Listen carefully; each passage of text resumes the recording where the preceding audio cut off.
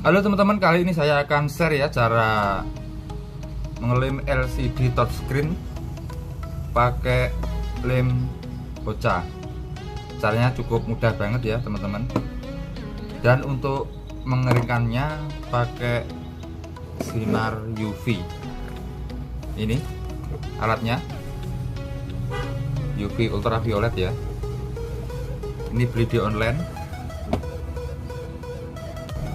Dan untuk servis pemula seperti saya ini, untuk gini ya, LCD touchscreen yang layarnya retak ini, LCD-nya masih saya ambil, masih saya pakai. Nanti kita belikan touchscreen-nya aja ya. Minim banget kalau servis pemula seperti saya. Jadi eman ya.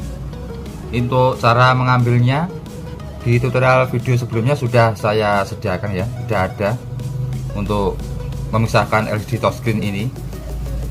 Oke, yang bagi kalian baru bergabung di channel saya, silahkan tekan tombol like, subscribe, dan share ya teman-teman di bawah ini.